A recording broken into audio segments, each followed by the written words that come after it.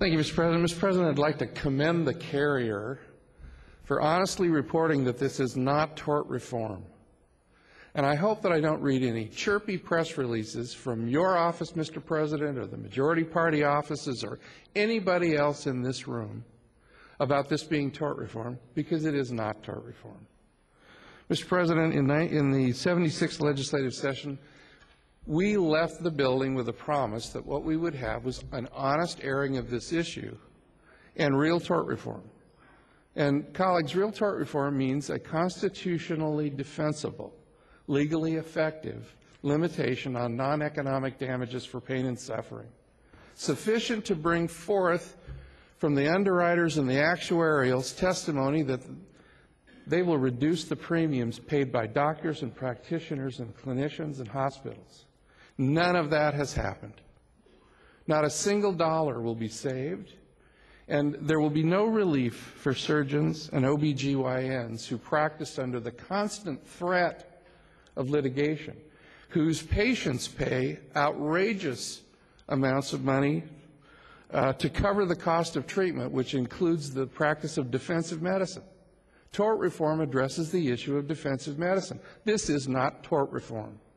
This is what I would call an opportunity for people to sit down and palaver over bad outcomes, and an opportunity retained by the trial lawyers after that process to litigate.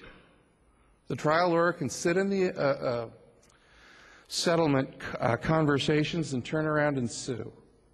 So it does really, it adds a process. There may be some closure for people that want to have their issues addressed without having to litigate, but at the end of the day, this does nothing to reduce the cost of defensive medicine. If it's a promise kept to anyone, it's a promise kept to trial lawyers who retain their ability to litigate, even after availing themselves of the remedies that are supposedly in this bill. Colleagues, we're facing an issue of the rising costs of medical care. We're in the middle of a healthcare transformation issue. It's a national debate.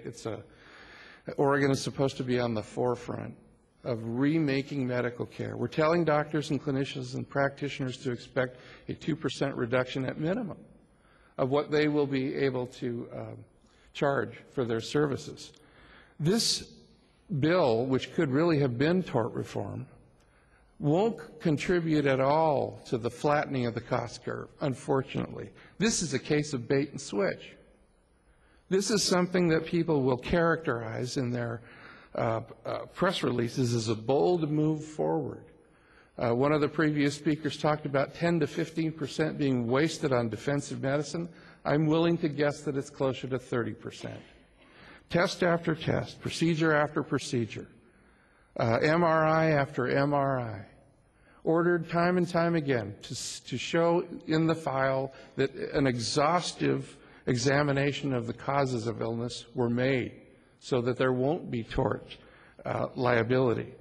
This doesn't protect us from that. How do we recruit new doctors to Oregon when certainly we don't graduate enough doctors even to replace the ones that are retiring? How do we get doctors to come to Oregon in competition with California or Texas or other states who have adopted a constitutionally valid, legally defensible form of tort reform that limits the amount of pain and suffering awards, the non-economic damage awards? And we're in competition with those places where it's better, more intelligent for a doctor to decide to practice. Colleagues, I'm going to vote against this bill because I think it does represent a promise broken, a missed opportunity.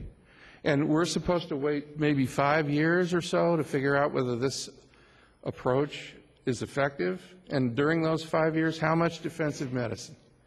How much unnecessary cost? How much additional procedure and discussion, and how much additional liability litigation that does nothing for patient safety and nothing to focus on the folks that are suffering out there?